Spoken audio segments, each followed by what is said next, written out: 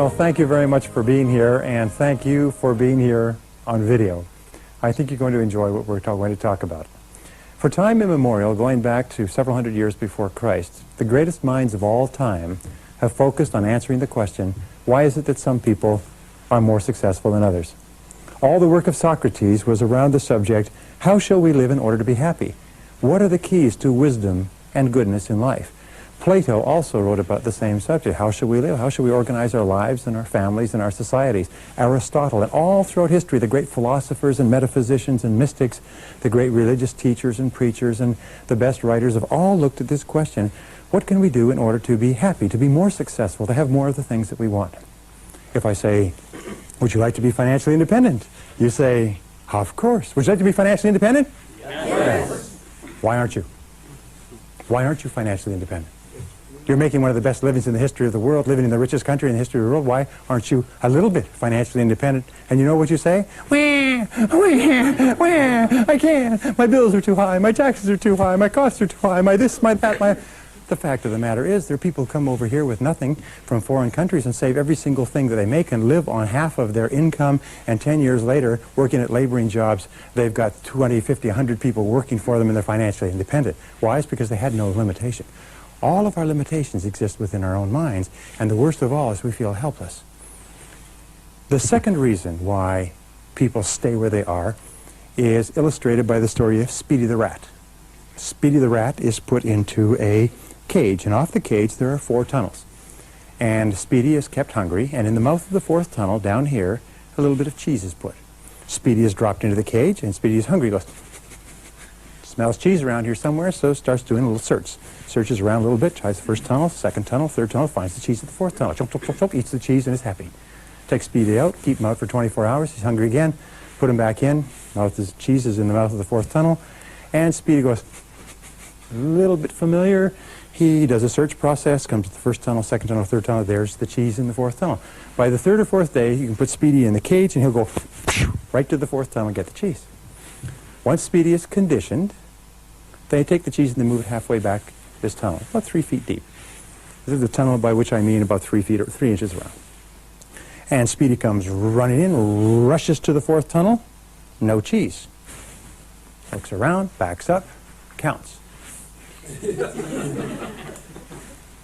Goes and explores, sniff, sniff, sniff, sniff, sniff, sniff, sniff, sniff, sniff, sniff, sniff, sniff, sniff, sniff, sniff. Smells cheese in that 4th tunnel, finally explores and finds the cheese. Well, in a couple of days, Speedy is conditioned to drop into the cage, go straight to the 4th tunnel, halfway back and get the cheese. And so then they move the cheese to the back of the 4th tunnel. And of course, in no time at all, Speedy is conditioned to go choo choo and get the cheese. Then they take the cheese and move it to the back of the 2nd tunnel. Well, Speedy's put in the cage, goes straight to the 4th tunnel, straight to the back, comes out, looks up at the researchers, says, where's my cheese? Not a happy camper. They say, I don't know. Speedy turns around, goes back to the back of the 4th tunnel, comes back. It's hungry. And when you're hungry, you know, you don't have much of a sense of humor, even if you're a rat. Turns around, goes back to the back of the 4th tunnel, comes back. Now, here's the moral of the story. Speedy has a rat brain the size of a pea.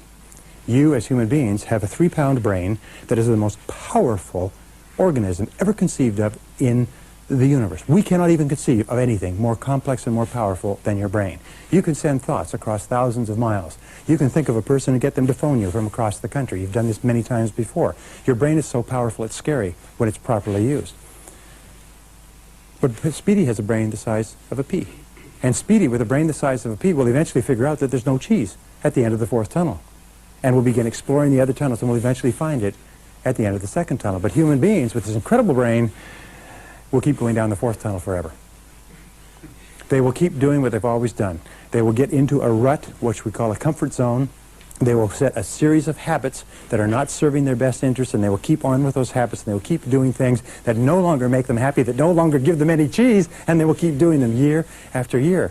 And we find that almost everybody today, all of us, to consciously and unconsciously, is held by these twin pillars, these twin bindings of helplessness on the one hand and habit on the other. Is that we try to free ourselves from feeling helpless, and we fall right into an old comfort zone. Or we get out of the comfort zone, we get right back into feeling helpless. The only way that we can achieve our true destiny is to break the shackles that are holding us, and the answers to both of them are confidence and courage. Courage and confidence. The greatest single limitation on success in America, in the world today, is lack of confidence. It's not that we can't do it. We have capacities and abilities beyond anything that we have ever thought of in our whole life. You know, if you used your talents to the full for the rest of your life, you would never even use a fraction of what you're actually capable of, based on all the research that's been done. We are right now functioning, according to Stanford Brain Institute, with about 2% of our brain power. 2%. The rest of it is huge, this huge reserve of brain power, which we're kind of keeping there in case we ever need a little. You know, we got so much of it, it's unbelievable. Well, so I said to myself, what is the key here? And you know what? There's a common denominator of helplessness and habit. And the common denominators are fear and ignorance. Fear and ignorance. We're afraid. We're afraid it might not work. We're afraid we might fail. We're afraid it might cost us something. We're afraid of criticism and embarrassment. We're afraid of failure and loss and limitation and lack and ill health and disapproval. We're so afraid. The things that we would do if we weren't afraid are literally beyond belief. And we're afraid of getting out of the comfort zone because of what they might say. What if we did something different, changed jobs, changed careers, started a business, got into something else? What would they say? Do you know, I was listening to a psychologist talking the other day. He says, nobody's ever been able to define who they are. But it's they out there. It's the great almighty they that's got us terrified. You know, it's a true statement.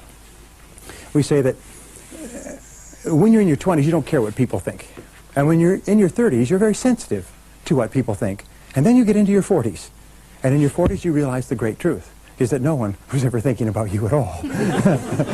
And that's the fact. Nobody ever thinks about us at all. And there we are. We're so terrified of doing what we really want to do because of what they might say or think. So we stay in that comfort zone. Now, all successful people are those who consciously are aware that the self-doubt that holds most people back is something that they are heir to as well. And they're alert and sensitive to it. When a person says, why don't you do this or why don't you do that? They have a tendency to say, well, I can't because of this and I can't. Wait a minute. There's a story of a little boy. Goes to school for the first time. And the teacher says, do you play a musical instrument? He said, I don't know. I haven't tried yet. If you ask an adult, do you play a musical instrument? What will the adult say? Nope, I can't. No, never could. Don't have tone deaf. Don't have any musical ability at all. Do you know that every child has perfect pitch up to the age of 5? That every child has the ability to play classical music up to the age of 5. The Suzuki musical training systems have demonstrated that. You can start teaching kids classical violin at the age of 3. Just when they can barely move their hands, they can start to play. It's phenomenal. Yeah, most of us believe, I can't. You know, I don't have it. I can't do it. Our natural tendency is to sell ourselves short. Our natural tendency is to think of the reasons why we can't before we think of the reasons why we can. So the key to breaking ourselves out of the comfort zone and breaking ourselves loose of the shackle of helplessness is courage and confidence. We neutralize the antidote to fear and ignorance is desire and knowledge. And the more we learn about what we want to do and be and have, the more we believe that we can do it. The more we believe that we can do it, the more willing we are to try. And the more willing we are to try, the more likely it is we will succeed. What is the first part of triumph? The first part of triumph is to try. Little simple one-liner. Now, this is what I found. What if somebody came to that elephant and said, Mr. Elephant, you don't have to stay here. You can do anything you want. You're the biggest animal in the world. That little thing can't hold you. All you have to do is pop loose and you can go. And he says, no, no, no. I've been stuck here for years, and every time I'm tied up, I stay here. Why? Well, because of this and because that's a habit. You know, I can't and I can't. I wish I would. I want to. Whoa. I'm too tall. I'm too short. I'm male, female, young, old, educated, uneducated. So what we say is, look, just try. Just try. I say, The very thought of trying something new or different is traumatic for most people. All right, I'll try it. All right. Pop. And the elephant thinks, my God, I've been tied up and made to work like a slave all these years, and that's what's been holding me. And the elephant gets mad and it goes looking for its owner. And what do you call an elephant that gets mad and goes looking for its owner? You call it what? A rogue elephant, that's right. Now, each one of you has the capacity to be a rogue elephant because you know something, there's nothing holding us back except the limitations we have in our own mind.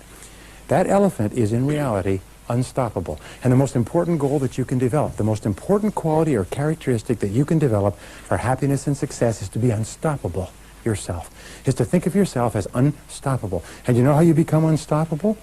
It's by the basic psychological, behavioral development principle of simply saying it to yourself. Because whatever you say to yourself and believe over and over again, you start to believe as a reality. You start to walk it and talk it and act it. So what you say is, I am unstoppable. I'm unstoppable. I don't care what it is, I'm unstoppable. Nothing will stop me. The greatest of all qualities to guarantee success is the absolute willingness to go at anything and refuse to stop until you achieve it. And you know something? The statistics show that 95% of the goals that you set for yourself, you will achieve if you refuse to quit. So the starting point is just to simply say, I am unstoppable. Say it. Say, I am unstoppable. I am unstoppable. Now say it like you mean it. Get your thumbs out of your mouths and say it like you mean it. Say, I am unstoppable. I am unstoppable. Once more, I am unstoppable. I am unstoppable. Yes. So now from now on, whenever you see a barrier or wall, or you think of anything you want to do or be, you say, wait a minute here. I'm unstoppable. Nothing stops me. And you know something? You will develop yourself to the point where nothing does. Cause and effect, going right back to what we talked about. Mental attitudes and personality are determined by things that we do. And there are certain things that you can do consistently every single day. And in so doing them, you'll build your self-confidence up and up and up to the point where you become unstoppable. And these are very simple things, and they're practiced by the most successful men and women who were so terrified they could not lead silent prayer in a telephone booth at one time. And they built themselves up to the point where they're not afraid of anything by working on themselves. Just like a weightlifter builds up muscles, you can build up character, personality, and strength, and tenacity, and desire, and knowledge, and courage, and confidence by working on yourself. And so I'm going to give you now the 12 key principles, practiced by all high-achieving men and women. Very easy to learn, very easy to practice, don't cost anything. As a matter of fact, what I would ask is that you try them just a little tiny bit, and you'll get results out of all proportion to the efforts you put in. The first of all, starting point of great accomplishment is to dream big dreams. Number one, dream big dreams. Let your mind float free. All really exceptional men and women dream big dreams. They allow their minds to float. They think of what they could be and what they could do and what they really, really want. Here's an exercise for you. Take a piece of paper later on and write at the top, dream list. And then make a list of all your dreams. If you're married, sit down with your spouse and say, honey, let's make a list of everything we'd like to be, do, or have in the rest of our lives. But what about this and what about that? No, decide what's right before you decide what's possible. Don't decide, well, we can't afford this and we couldn't do that. We go, stop. That's helplessness. That's habit. That's these old negative habit patterns holding you back. Before you even decide what you want, most people are figuring out why they can't have it. What you do is you say, wait a minute, if I had no limitations, and this is the key, you dream as though you had no limitations. Nothing's holding you back. Imagine you have all the time, all the money, contacts, all the education, influence. You have everything going for you in the whole world. And just simply decide, these are my dreams, and write them down. Project yourself into the future and say, where do I want to be in 5 to 10 years? If I could design a perfect life, so my life was perfect in every respect, my relationships, my income, my work, my family, my health, my home, my car, what would it be? This is the starting point of great achievement, because what will happen is that if you can clearly define that target, you can hit it. You eventually always hit the targets that you set for yourself, but you can't hit a target that you can't see. So allow your mind to float freely. Allow yourself to engage in what is called blue sky thinking. Blue sky thinking means you just simply imagine you have the whole blue sky above you and no limitations, and then you write it down. And then you think and ask yourself this question. What one great thing would I dare to dream if I knew I could not fail? What one great thing would you dare to dream if you knew you could not fail? Imagine you were absolutely guaranteed of success in any one thing, big or small, long-term or short-term, in the whole world. What would it be? And write it down. Now, if that doesn't make your heart pound a little bit faster, then maybe somebody should nudge you with their elbow because you're probably not alive or awake. The fact is that when you start dreaming big dreams, you know what happens? Is your self-concept goes up, your self-esteem goes up. The very fact that you allow yourselves to dream big dreams causes you to feel better about yourself, see yourself better, think of yourself better, and it starts the process of making yourself unstoppable. You become unstoppable. People with big dreams that they're absolutely committed to are unstoppable human beings. It's people with little dreams and no hopes and no plans beyond tomorrow and next week. These are easy people to stop. But people that have big dreams to make wonderful lives for themselves, they're phenomenal. The second key is to develop a clear sense of direction. Develop clear goals and make plans for their accomplishment. You see, if you have big goals, they motivate you, they stimulate you, they excite you, they enthuse you. If you have no goals at all, you just go around in circles. What we have found is that goals are the fuel in the furnace of achievement.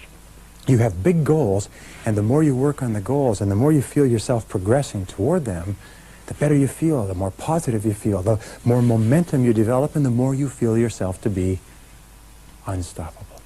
You see, without goals, you're easily stopped because you don't know what you want.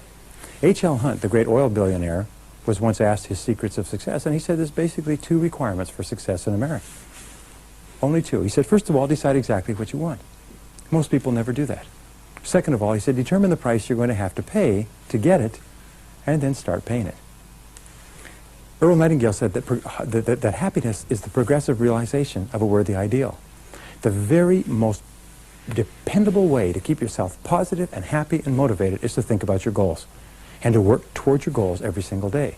Because when you work progressively, step by step, towards something that's important to you, you know what happens? You feel better and better, and you start to get results, and the results start to motivate you to go forward even more, and you get more results, and pretty soon you develop this wonderful feeling of self-confidence. You become unstoppable. When you have big dreams, that's the cosmic or vision part of your life, and then goals which are very set and specific, and you start moving toward fulfilling them, you feel fabulous about yourself. 80–90% of unhappiness in our society today is because people don't have goals. Whenever you meet an unhappy person, here's a test question. Just say, well, you're unhappy about this and your job and your family and your health and everything else, but tell me, what are your goals? Do you know what people will say? Geez, what kind of a question is that? Most people have no goals. As soon as they have goals, they start to move forward. And here's the keys to setting goals. First of all, write them down. A goal that's not written is just a fantasy. A real goal, is a dream with a deadline. So take the goal and write it down. And then set a deadline for the goal. When do you want to accomplish it? And then make a plan to accomplish it. Write down everything you can think of that you'll have to do to get the goal. And then organize the plan by priority. What should you do first? What should you do second? And so on. And then get started. It's the most incredible darn thing. But there's amazing how many people say, I'd like to be financially independent. Well, why aren't you? To show me your financial independence bank account. Show me your savings account and your plan for how much you're going to put in each week, each month, each year, and where you plan to be in 1 year, 3 years, 5 years, 10 years. Oh, I don't have any of that. I just want to be financially independent. Shut up. Fact of the matter is that once you start moving toward the accomplishment of a goal, the most remarkable darn things happen. Once you have your goal, make a commitment to it. You see, we either develop good habits that make our lives wonderful, or we develop bad habits that undermine our success. And if we develop habits of setting goals clearly and making plans and setting deadlines and taking action and then committing ourselves wholeheartedly to their accomplishment and refusing to stop because we're unstoppable, then we must ultimately achieve the goal. I've been studying this subject for 30 years. I never met anybody who could set a very clear goal for themselves and make a plan and work on it and keep on working on it who didn't eventually achieve their goal. In fact, if you think about your whole life, there wasn't anything that you ever wanted long enough and hard enough that you didn't eventually get. You always get what you want long enough and hard enough. So what we do is set our sights high. Number 3 is accept complete responsibility for yourself and everything that happens to you. I used to be asked on radio and television, why are some people more successful than others? And I used to think it was goals, was the starting point. But you know what the real starting point is? To accept that if it's to be, it's up to me. Is that nobody's going to do it for me. You know, they say that the mark of maturity is when you finally realize that no one is coming to the rescue. No one's coming to the rescue. That the difference between the mature person and the immature person is the mature person accepts that they're totally responsible for their own life. That they are where they are and what they are because of themselves. Now, this is a hard thing to accept, but you have decided exactly every single part of your life today. You've decided your income and your home and your health and your weight. You've decided your bank account and your car. You've decided your job and your future. You've decided every single part of it. Why? It's because you're free to choose. Freedom is a very, very wonderful thing. Tremendous upside, tremendous downside, too. But freedom means that nobody imposes anything on you. So where you are and what you are is a result of all of your choices and decisions up to now. If you want to change any part of your future, then you simply change your choices and decisions in the present. The first thing to choose, the first thing to change, is to decide what it is that you want, but second of all is to decide that if I'm going to get it, it's up to me. We've said over and over again, see yourself as the president of your own life, the president of your own career, the president of your own personal corporation. Because in reality, all of us are self-employed. The worst mistake anyone can ever make is to ever think that they work for someone else but themselves. No matter who signs your paycheck, we all work for ourselves. Do you want a raise in pay? No problem. Go to the washroom next time you get a chance and negotiate with your boss in the mirror. And your raise will become effective as soon as you do. It's very simple. I've never met an employer who was not willing to pay a person more money if they will produce more value for the company. And the amount of value we produce is always up to us. So always say, I am responsible. I am responsible. I am unstoppable, and I am responsible for my own life. If I don't like something, it's up to me to change it. No excuses, no blaming. Never complain, never explain. If you're not happy with something, change it. Not willing to change it, shut up. Right? But the fact is, we're responsible. Number 4, do what you love to do. This is very important. These are the 4, this in terms of becoming unstoppable is fabulous, because if you do what you love to do, you will be like an irresistible force of nature. Do what you love to do and commit to becoming very good at it. All of our research indicates that the odds against there being another person like you are more than 50 billion to 1. In the entire history of humanity, there will never be 2 people like you. Never be 2 people with the same face. Never be 2 people with the same, even blood composition, exactly. Never be 2 people with the same outlook, the same talents, abilities, capacities. Never be 2 people just like you. And that every single person, or let us say 95% or more of the population, are born with the capacity to do something remarkable with their lives. And the starting point of personal greatness is when you usually say to yourself, what wonderful thing am I going to do with my life? Why am I here? I have this one life, this precious, precious life, and as you know, this life is not a rehearsal for something else. This is the real one. You say to yourself, what am I going to do with my life? Why am I here? What are my unique talents and abilities? Look back into your life and ask yourself, what is it that you've done in the past that you most enjoyed? What is it that you've done in the past that comes easy to you, but which may be difficult to others? What subjects did you do the best at in school? What are the things that interest you the most? What are the things you like to read about and talk about and learn about? What are the things that hold your attention?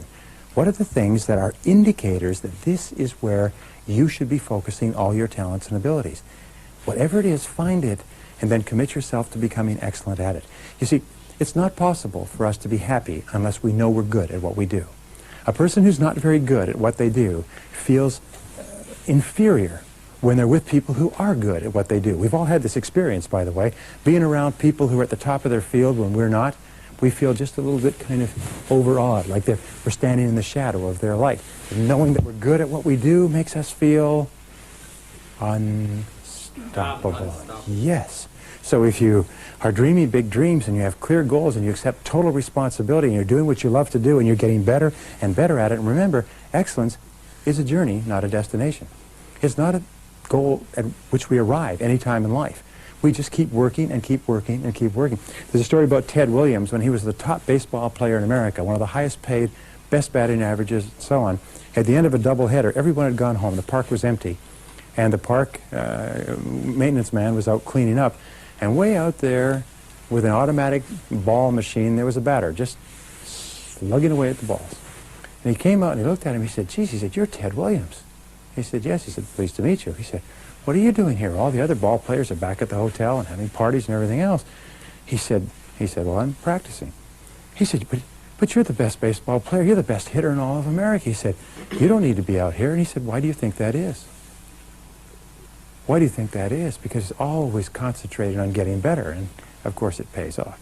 In the final analysis, all that people really care about is how well did you do the job? Did you do a good job or not? We always pay top dollar for the people who are the best. If we have, and we can afford it, and we have an illness or a child that has an illness, we say, who's the best? Who's the very best? We want the best. We want the best in every field. There's no market for mediocrity. The 2 metaphors for American life are sports and business.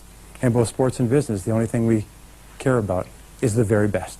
Excellence, top quality, champions. And that's our job too. And nobody can do it for us. It's an inside job.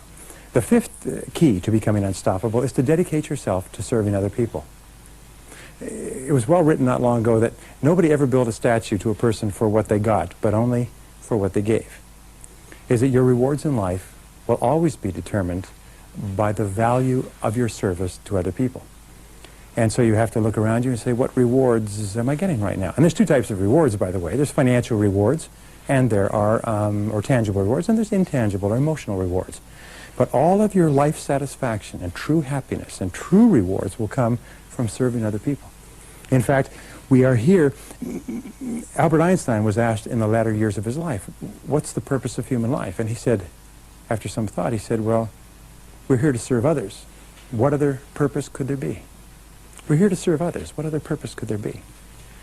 Here's the interesting thing that I found out, is that you're only truly happy and only truly liberated and only feel wonderful about yourself and your life when you can lose yourself in doing something that you feel enriches and uplifts and enhances the life of other people. Every successful executive in every small and large company loses themselves in their work. Tom Peters, after writing In Search of Excellence, said, if you threw away the whole book, you'd have to keep one principle. It's an obsession with customer service. A friend of mine who teaches total quality management said, you know, you can take all the books and put them aside, and total quality management means just one thing. Is find out what your customer really wants and give it to him. And give it to him at a good price and give it to him at a good quality, but that's all it is. Total quality life means dedicating ourselves to serving people that we care about. And if you're not happy with your work, do you know what it means? It means that the people you're serving may not be the right people for you. It doesn't mean that it's not bad work or that it's not good work. It just means that it may not be right for you. So therefore, you should look forward to working. You should love the work that you're doing. You should tremendously enjoy the results that you get for other people. And if you don't, it just means that there's something else that you should do. But you'll never be happy and you'll never be fulfilled and you'll never be unstoppable until deep in your heart you absolutely love serving the people that you serve. And the men and women who have dedicated their lives to service throughout human history are the ones that we admire the most. Albert Schweitzer, when he was alive, Mother Teresa today, probably the most respected person on the globe because she's dedicated her whole life to service. So think about it. Who do you want to serve? And then become very good at serving whoever it is. Number 6, develop a workaholic mentality. That means that you have to work hard to be successful. You can't just sort of drag along. We say in our society, you work 40 hours for survival and everything over that each week is for success. If all your work is 40 hours, you just survive. You just sort of tread water in a steady stream that's moving down, and you tread water and you maybe just hold your place and you pray to God you don't get laid off because then you'll just go downstream so fast financially it's unbelievable. But when you're working hard, doing something you care about, achieving your goals and fulfilling your dreams and serving and helping people that you want to help, you become unstoppable. You become irresistible. We know that in America today we have been sold a bill of goods. The bill of goods is that you can have a great life at 40 hours a week and maybe 38 or 37 or 35. And the fact of the matter is, in 25 years of searching, I've never found a single successful person who works 40 hours a week. The number of successful people in America working 40 hours a week or less is somewhere between 0 and none. There aren't any anywhere. And yet we're told, well, if you can't do it in 40 hours, it's not worth doing. The average work week for successful Americans is between 50 and 60 hours. Many work 70 and 80 and 90. They work 6 days a week, 12 hours a day, 5 days a week, or 10 hours a day, 6 days a week. Very few people successful on 5 days a week. Very, very few people. I'd love to meet one. They're rare. Maybe they're in the Smithsonian, but they're very rare people. The fact is that successful people, especially during the important years of your life when you're building your estate, work 6 days a week. And here's the most important principle, is work all the time you work. When you do work, work. We've been brought up with this post-World War World War II affluence where people could get a job and do the job and get a good salary and life was fine, and those days are gone forever. The fact is that the average person working today wastes fully 50% of their time fooling around. They waste it socializing. They waste it on telephone calls. They waste it on lunches and coffee breaks. They waste it reading the newspaper. And then when they do work the other 50% of the time, they do what's fun and easy. They work on low-value tasks. They spin their wheels. But the successful people are those who work all the time they work. So if you're going to work 8 or 9 hours a day, and let's say you have a family, so you can't work more than that, then be sure that when you do work, you put more of yourself into the work. Because there's nothing that makes you feel more powerful than to know that you're on top of your work and you're making progress and you're getting things done. One of the reasons why so many people are out of balance today is because they waste so blasted much time at work and then they have to take the work home. Remember the story of the fellow kept bringing a briefcase full of work home, and his daughter was asking his wife, "Mommy, how come Daddy always brings a briefcase full of work home and works at night instead of spending time with the family?" And she says, "Well, honey, he doesn't get his work done at the office, so he has to bring it home and work on it." She said, "Well, why don't they put him in a slower class?" When you waste your time at work, what you're saying is, I should be put in a slower class, and sooner or later you'll be put in a slower class. That always happens. It's called unemployment, downsizing, and things like that. Number 7 is be an unshakable optimist. Be an unshakable optimist. This is wonderful. In other words, always look for the good in every situation. We know that a positive mental attitude is a foundation of a healthy, happy life. A positive mental attitude, an attitude of absolute confidence and determination that you can and be and do whatever you want, it goes hand in hand with all great success.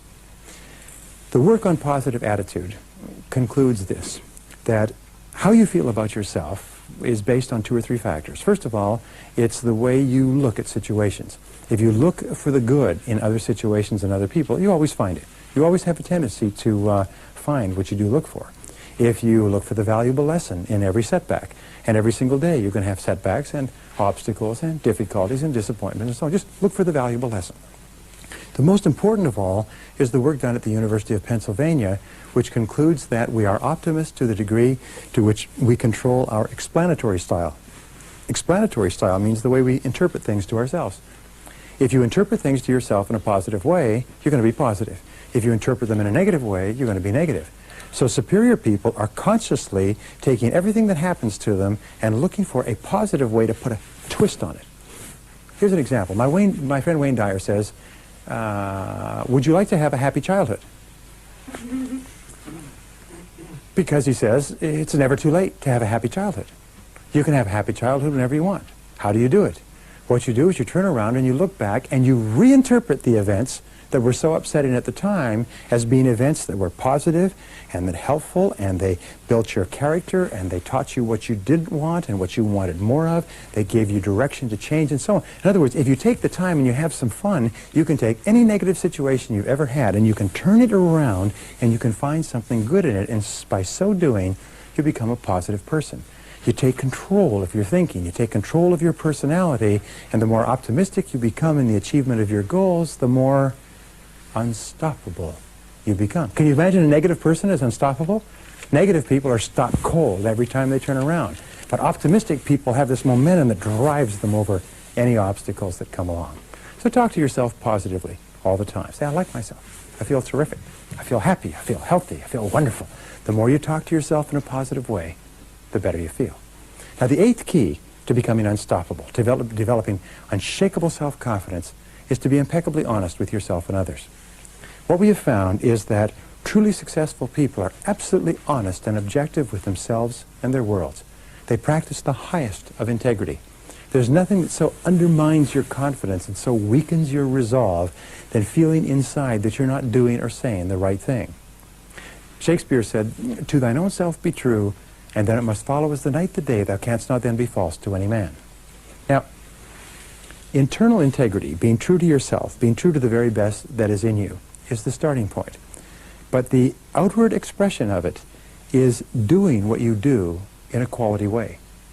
You see, the work that you do with your hands, the work that you choose to hand in, the work that you choose to represent, that will be a symbol of you, is a mark of your true level of integrity. A person who has a high level of integrity does excellent work. A person with a low level of integrity does whatever they can get away with. A person says, well, I'm a very honest person, as long as you don't give me a temptation. And the fact of the matter is, you can ask people, you say, an honest person? Yes, I am. Well, what if you could steal $1 million and nobody would know? Well, tell me about it. So basically, you're just a thief looking for an opportunity. Because a truly honest person, a person of high character, is a person that would not compromise their integrity for anyone or anything. Once you decide to be true to yourself, then the next extension, aside from your work, is to live in truth with others. Living in truth with others is one of the hardest and most challenging things we ever do. But it's also one of the great builders of your soul or destroyers of your soul. Because almost all of our problems in life talk back. Almost all of our problems in life come with hair on top. They come with 2 legs. And you find that men and women who are truly together as human beings are completely honest and direct with other people. If they're not happy with a situation, they say, I'm not happy with this situation. That doesn't mean you go and punch somebody in the face when you're not happy. It just means you say, I'm not happy with this situation, and I'd like to find a way to rectify it. And if the other person isn't willing to work with you to make you happy in the situation, you don't want to be in that situation anyway. It's absolutely amazing how many people stay in situations where the other person couldn't give a damn whether they were happy or not. And then they try to make the situation work. And they ask me for advice on how to make the situation work. And I say, I'm sorry, I can't help you. The fact is that if you live in truth with others, it means that you're perfectly honest with other people. And when you're perfectly honest with other people, you feel better about yourself. You feel stronger inside. Here's the key. Set peace of mind, the greatest of all human goods, as your highest goal. Set peace of mind as your highest goal and make everything else you do fit underneath it. Refuse to compromise your peace of mind for anything. And you know what? If you do, you'll probably never make another mistake. If you set peace of mind as my highest goal, and you say everything that I do or don't do from now on is either going to give me a sense of inner peace or I'm not going to do it. It takes tremendous courage to do this. But if you do it, you feel terrific about yourself.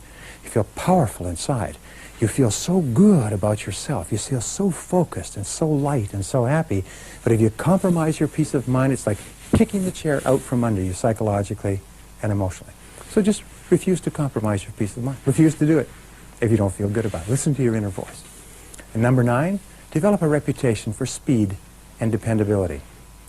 In a survey of 104 chief executive officers a couple of years ago, they asked them, what qualities would most put a person onto the fast track for promotion in your company? And they almost unanimously answered the ability to set priorities and get the job done fast. The ability to pick what's important and then to get on with it and get the damn job done. Do you know, today, time is the currency, the key source of value of the 90s and beyond. And today, we value people who do things for us fast. Today, as a matter of fact, they have what is called queuing theory. When there's a queue and people join the queue, they say, and they estimate this all the time, how long a queue will a person join before they walk away and not buy any? It used to be 7, then it was 6, now it was 5, then it's 4. You know what queuing theory today is? It's 3. Person will walk, if there's 3 people in line, if that line is not moving, forget it, I won't buy it, I'll get it somewhere else. That's why they have to have people on almost like alert when people start to approach checkout counters or desks in banks. They watch, because as soon as there's 3 people, they better get up there or those people will walk away, change their accounts. We don't even know we want it till today, now we want it yesterday. Isn't that right? When you sell products or services, it may take you 2 or 3 months to get the order, and now they want it last week. And they're very insistent it be delivered immediately, or they buy it from someone else. It's a most incredible thing. So therefore, get a reputation for having a sense of urgency. Get a reputation for having a bias for action. Get a reputation for fast tempo. Move fast, move quick. If a person asks you a question, don't say, well, I'll get back to you next week. Get back to it now, quickly, as fast as you can. Develop a bias for action and say to yourself over and over, do it now, do it now, do it now, do it now. And if you add this like a rocket behind everything else, you become unstoppable. Now, number 10, concentrate single-mindedly on one thing at a time. Pick the most important thing that you have to do and concentrate single-mindedly on doing that and only that until it's done.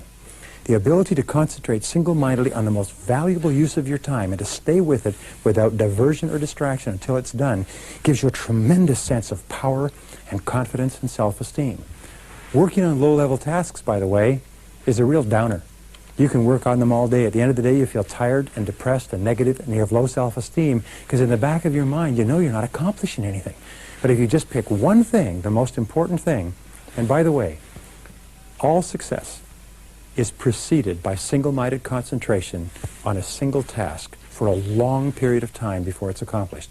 There are no successful people who have not developed the ability to concentrate without diversion or distraction on the one thing. Andrew Carnegie, who became the richest man in America, said that the ability to do this and learning this one secret, the ability to concentrate on the highest value task, was what was more responsible for his fortune than anything else. And he paid $64,000 to a management consultant for that one idea, and I just gave it to you for nothing. Number 11, never consider the possibility of failure. Remember that in order to be successful, you have to fail a lot. Thomas J. Watson, the founder of IBM, was once asked by a young man, how could I be successful faster? And he said simply, he said, double your rate of failure. If you want to be successful faster, fail more often. You see, there's a law of probabilities that says the more you fail, the more likely you are to succeed. The less you fail, the less likely you are to succeed. Peter Drucker says you would never hire a person who has not had some major failures in life because they haven't learned anything. So the key is, if you want to be successful, don't be afraid of failure. Has anybody here ever failed, by the way? Have you ever failed? Yes. Did failure hurt you? No. Failure makes you strong. There's an old saying that what doesn't kill me makes me stronger. Failure has made you strong. Failure has developed your character. There's an old saying that the north wind made the Vikings. The cold of the north wind coming out of the north that they had to row against made them the most formidable fighting force in the world. It's failure that makes us strong, but it's the fear of failure that kills us.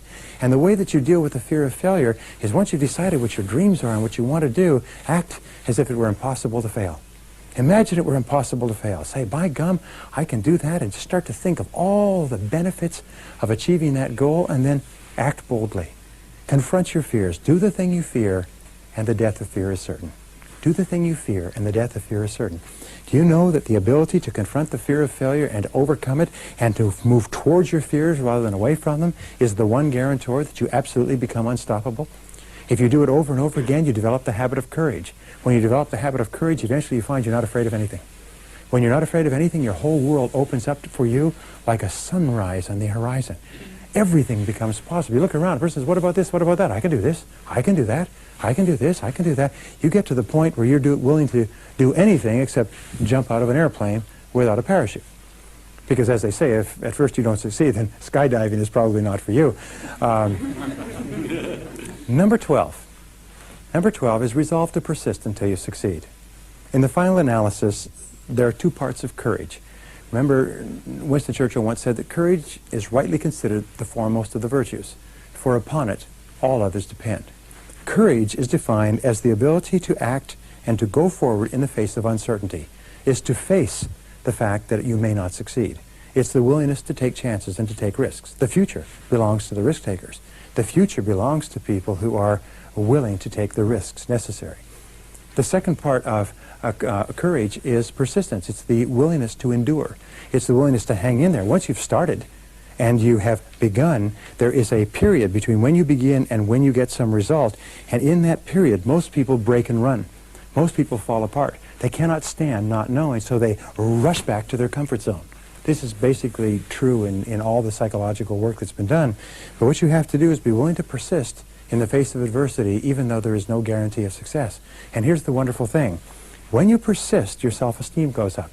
Each time you force yourself to stay in there, your self-esteem goes up. You like yourself more. You respect yourself more. You feel more confident. You feel better about yourself. In fact, in the ultimate end, you don't even mind losing because you've persisted. But here's the second thing, is persistence is self-discipline in action. And self-discipline is the foundation quality of a great personality. Everything we've talked about really depends upon our having the discipline to do it.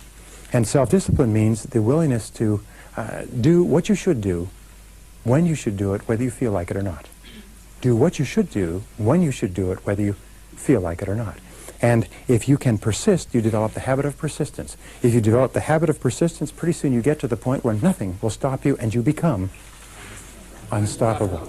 In other words, everything we've talked about is that you build your own character. You create yourself in the image that you imagine for yourself. And your goal must be to become absolutely unstoppable in anything you do. Your goal must be to set big dreams and to set goals and to take responsibility and, by gum, to make anything out of your life that you want to make out of it. To do anything that you want, because there's no limits. At least there's no limits that you'll ever reach or I'll ever reach in our lifetimes. Let me leave you with this little poem, and it's called Don't Quit. And this poem is something you've all heard. It was written by someone named Anonymous, so we don't have to pay royalties for its use. And it says, when things go wrong, as they sometimes will, when the road you're trudging is all uphill, when the funds are low and the debts are high and you want to smile but you have to sigh, when care is pressing you down a bit, rest if you must, but don't you quit. For life is queer with its twists and turns, as every one of us sometimes learns, and many a failure turns about when he might have won had he stuck it out. So don't give up, though the pace seems slow. You may succeed with another blow. Success is just failure turned inside out. It's the silver tint of the clouds of doubt. And you never can tell how close you are. It may be near, but it seems so far. So stick to the fight. When you're hardest hit, it's when things seem worst that you must not quit. And if you don't quit, and if you keep on keeping on, then you will become unstoppable. Yes, thank you very much.